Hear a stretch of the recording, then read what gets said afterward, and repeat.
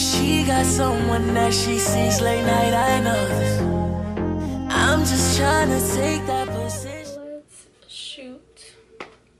Okay, so this is like my second attempt to do this dang video. It better come out right.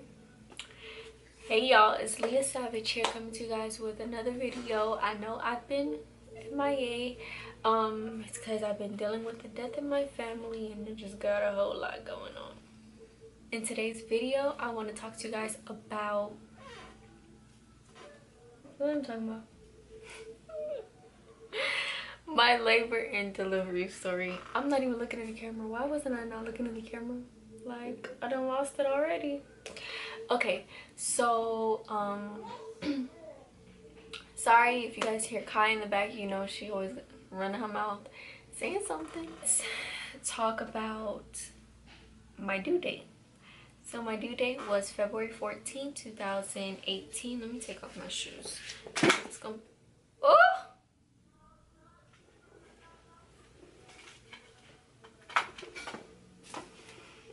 Okay.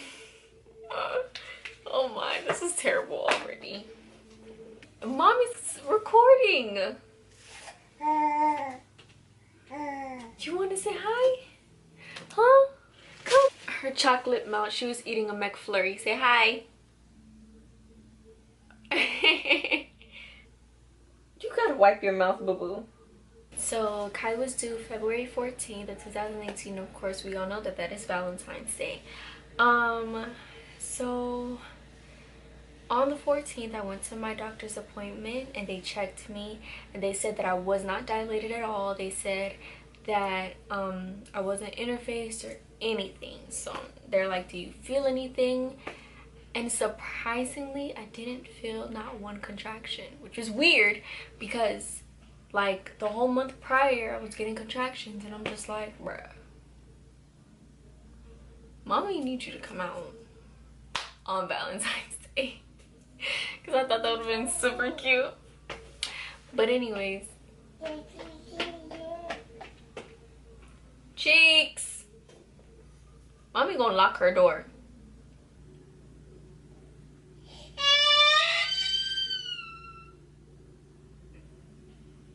Okay, so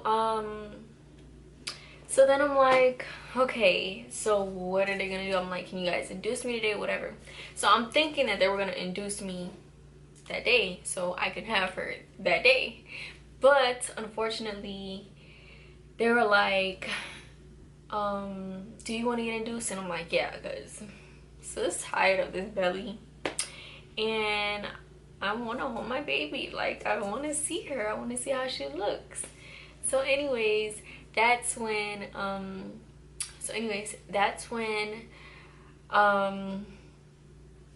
went and I sat down with the lady who, I guess she's on the computer. She schedules things, and or I don't know what's her job. Okay, I don't know what's her job.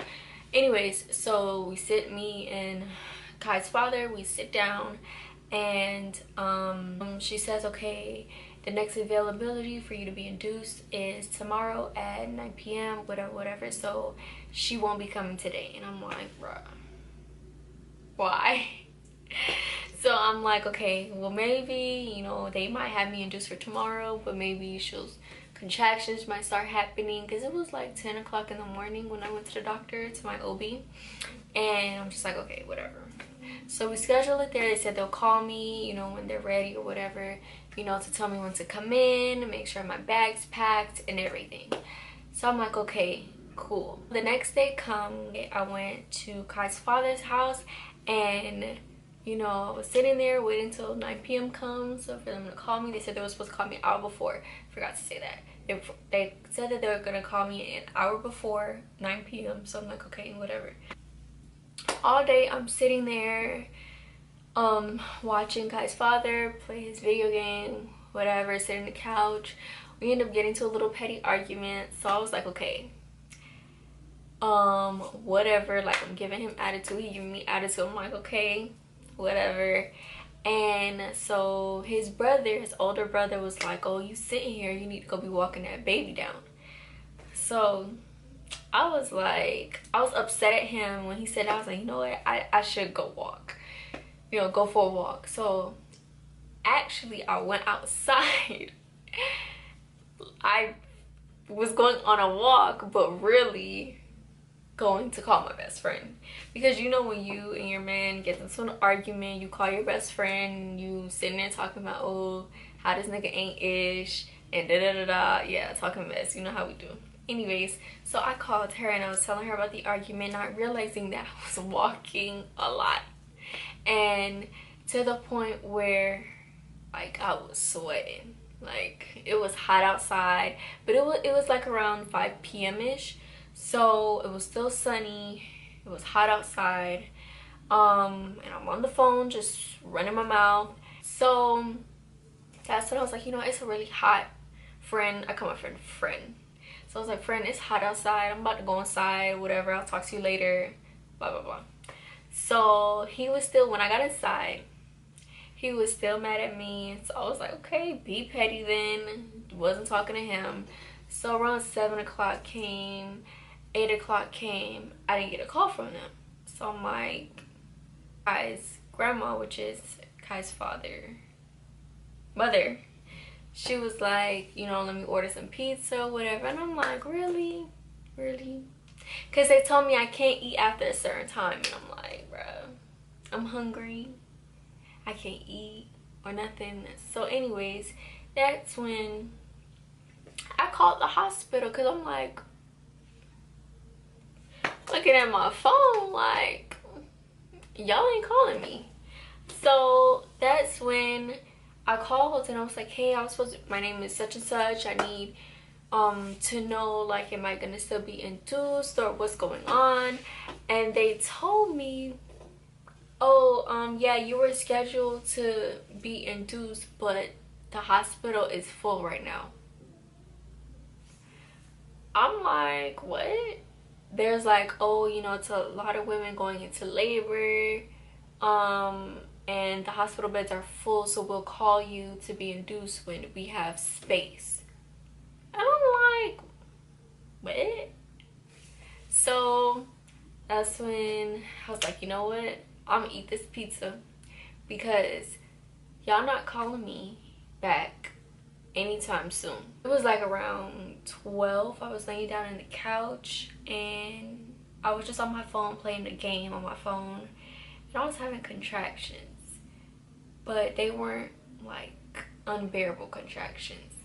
So then that's when Kai's grandma, she came inside the living room where I was laying down on the couch, and she said to me, do you want to go take a bath? And I was like, okay, sure. So I went to go take a bath, and then that's when, in that 10-minute shower, I had 5 contractions. 5. So you know the rule is, what is it, 225 or is it 255? I don't remember. Or 257. I don't know. It's basically when you have contractions every 2 to 5 minutes or something. I don't freaking know. I don't remember. Like, this was over a year ago. So that's when I was like, okay, within 10 minutes, if I'm having 5 contractions, that means like they're 2 minutes apart, like they're mad close. So they told me when I feel that or whatever, and then it felt like my water broke. Okay, it felt like it. Like, I'm like, whoa, what was that? So that's when, you know, I came out the shower and I told her, look, I'm having contractions within that 10-minute shower. I had 5. It's just like, do you want to go to the hospital? I'm starting to breathe harder. Kai's father done went to sleep and left me, and she's just like, okay, you want to go to the hospital? And I'm like, yeah. So that's when she woke everybody up. She was like, let's go, y'all, it's time. Everybody got their stuff, got their charger, whatever. I picked up my bag, and she brought a towel. She was like, here, put this on the seat just in case or whatever. So on our way to the hospital, oh my god, like, they felt like menstrual cramps, but they were like more intense. And I like pain, and I can take pain, but I was just like, ooh, it was just uncomfortable, because I felt pressure, but it was also the crampy, and I was like, oh my gosh, this is annoying. So literally every 5 minutes for two, okay, that's the rule. It's every 5 minutes for 2 minutes straight. Boom. On the way to the hospital, like, they were really close, like 2 minutes apart every 5 minutes. And it's like, what would happen is, how you can tell is after 5 minutes a contraction will come. And what I was doing in the car was, every time I feel a contraction, I look at the time and I seen that 2 minutes went past, and then it was gone. Then after 5 minutes came again, like, or after 2 minutes came again, a contraction came, and it lasted for 2 minutes. So that's how I was keeping time. So by the time I got to the hospital, I told them. I went in and I was like, I'm having contractions. They were like, when are you due? And I said, by this time is the 16th of February. So I was like, I was due 2 days ago, Valentine's Day. And they was like, oh, okay, let's get you upstairs. So they was like, can you walk? I was like, That's when they put me in the wheelchair. Kai's father was pushing me in the wheelchair, and I was laying down there. They hooked me up to the thingy. They asked me some questions first, and then they weighed me and then put me into the thingy. They told me to go put on the gown or whatever. So they automatically start monitoring her, putting the stuff on me. And they came in and told me, because of the high volume of women who are going into labor, they have no delivery rooms. So with that being said, I was in the triage. Who don't know what the triage is, the triage is like when you go into the ER and like you're just there for, like, if you got a cut or something, they put you into like the emergency triage, like with different people around like in the next room over or whatever. Like the only thing that's separating you guys is a curtain. So that's where I was at. And they told me that if I was supposed to go into labor and it was just a vaginal delivery, then I'm gonna have to have it in the triage. I'm gonna have to have my baby in the triage and not a delivery room where it's more personal and in your own space. And then if I was supposed to have an emergency C-section, or if I was supposed to have a C-section, then I would have to go into surgery and it would only be one person there. Bruh. So I'm just like, but everybody's supposed to be here when I have this baby. So we're like, that's weird, that's not cool. I signed all my paperwork and stuff. Like the contractions kept going and going and going, and I'm like bearing it. By this time I see it's 3 o'clock in the morning, 4 o'clock, 5 o'clock comes around, and I'm still going, and they checking me and tell me how I'm not even dilated. Like, what's going on? They tell me you're 90% interface. Let's Google that. What does interface mean? So I can properly keep saying interface is effaced. And it's like, it says effacement is the process by which the cervix prepares for delivery. When you are 100% effaced or completely effaced, your cervix is paper thin. By like 5 o'clock, 6 o'clock in the morning, I was only 90% effaced. From 12 to 6 o'clock in the morning, this girl not planning on coming. So they said they're gonna induce me. So I'm like, okay, cool. They gave me Pitocin. So they gave me the Pitocin, and by 10 o'clock, so they gave me the Pitocin at 6 a.m. By 10 a.m. I was like, where's the epidural? Because that crap hurt. So they gave me, when they were giving me the epidural, you know, you have to sit up. Well, not you know, but I'm telling you, I had to sit up, lean over, and I had a pillow in front of me, and sterilizing my back. And then, you know, they were doing whatever they were doing. At the time, I was throwing up. I was all over the place, okay? And they gave me the epidural, and an hour later, I still wasn't feeling nothing. And I called the doctor. I'm like, I still feel the same. What's going on? And she was like, you're still feeling contractions? I was like, yeah.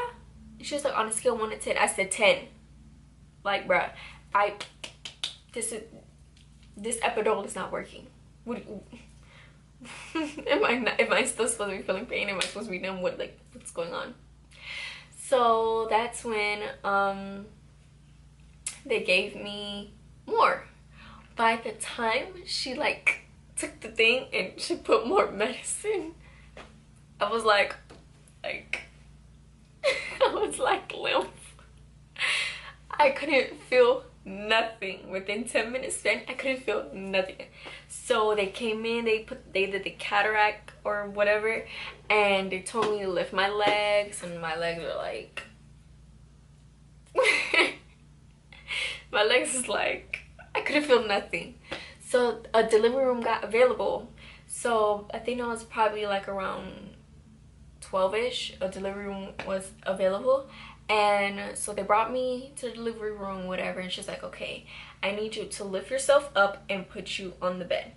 But no, I need you to lift yourself up and put yourself on the bed. So I'm like I can only feel my arms. So I'm trying to lift myself up, and I'm like, I keep going back down because I could not, like, she's like, move your leg, and I'm like trying to, like, I'm thinking I'm moving my leg, but I can't feel it. So I'm like, and I was like, do you want me to call my boyfriend? And she's just like, yeah, I'll call him. So he came and he was like, he told me this after, but he told me I boo-booed on myself. Which is embarrassing. And I was like, I did. So anyways, he lifted me up and he put me on the bed. And I ended up falling asleep. I was knocked out because I couldn't feel no pain. I haven't slept like for a whole day. I'm sleepy, and I'm just like, okay, I'm ready to go.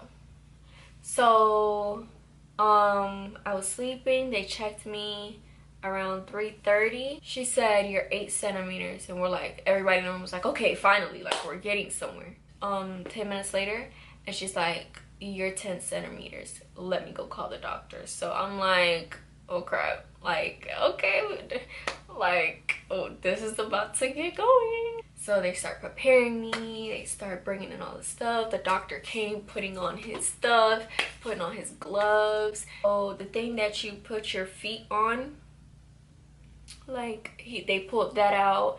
They're like, okay, we need 2 people to hold your legs. So, you know, of course, my baby daddy, and then say my baby daddy and then my mom or whatever. The doctor's just pushing his hand like in my stuff, and he's like, and I'm like, what is, okay, but I can't feel nothing. All I feel is pressure. Like, when he was putting his hands, and all I felt was pressure. So I'm like, okay. He was like, we're on a count of 3, you're gonna start pushing, and then you're gonna push for 10 seconds, and then you're gonna stop and relax, and then we're gonna do the whole process over again. So I'm like, okay, cool. So he's like, 1, 2, 3, and I'm pushing 10 seconds, then I stop. And then he was like, I was like, I'm there, chill. Everybody in the room is like this, like nervous. Guy's grandma's like taking pictures, my mom's looking like scared, my baby daddy over here looking like he about to throw up. And I'm like, are you good? I'm asking him, like, you good? Like, are you gonna throw up, or do you feel sick? And he was like, I'm good. I'm like, okay, don't be throwing up on me. So that's when I was hot, and I was like, I feel another contraction. He was like, okay, that's fine. Anytime you feel a contraction, just go ahead and push.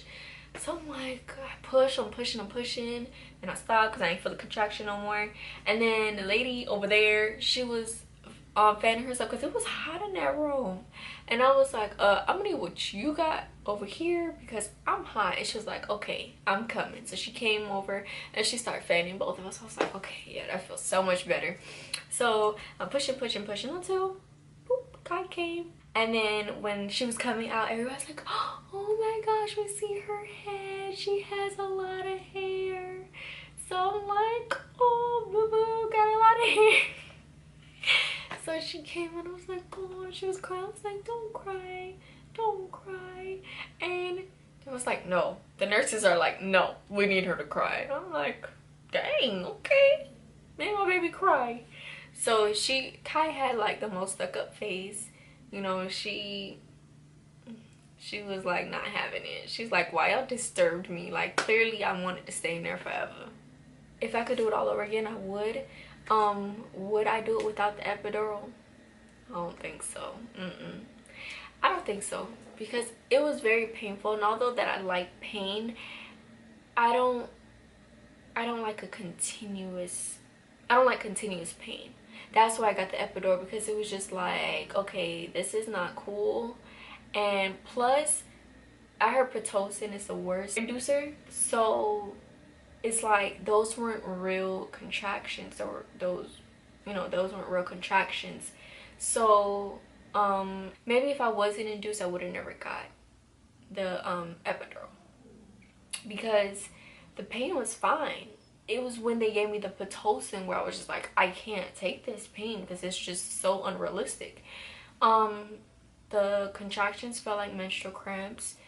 I felt like labor was easy peasy lemon squeezy, because I guess because I was numb, didn't feel nothing. And Kai did tear me. So what is it called? I'm gonna see if I could give y'all the correct medical terms, because I don't want to be sitting here telling y'all wrong medical terms. So it's called the perineal tear. My Jamaican behind saying tear. It occurs when the baby's head is coming through the vaginal opening, and it is either too large for the vagina to stretch around the head, or normal size, but the vagina doesn't stretch easily. So I got a tear, and after I had Kai and I got home and everything, I had her on the Friday and I went home on the Sunday. My mom said that she wanted to do the V-steam, but because I had a tear, she couldn't. And the tear, they showed me how to treat it or whatever, which was cool. Like I didn't feel any pain or anything when I peed or nothing, because I used a little bottle. So I used this bottle here when I would pee. So when I pee, I squeeze at the same time. I'll put warm water so the pee you know, doesn't make it burn or whatever. So I used that, and then they gave me some antibacterial pads and like little cotton size like this, and pretty much it was cool. Like the only thing that hurt was when I had to boo-boo. That was a no-go. Like then that was like the worst part, for real. So yeah, that was my labor and delivery story. It wasn't too extra or too anything. It was cool. So promise guys that I will not stay away too long after this video. Just go ahead and give me a thumbs up, like, and subscribe. And if you guys want any more story time videos, let a girl know. Okay. I think I found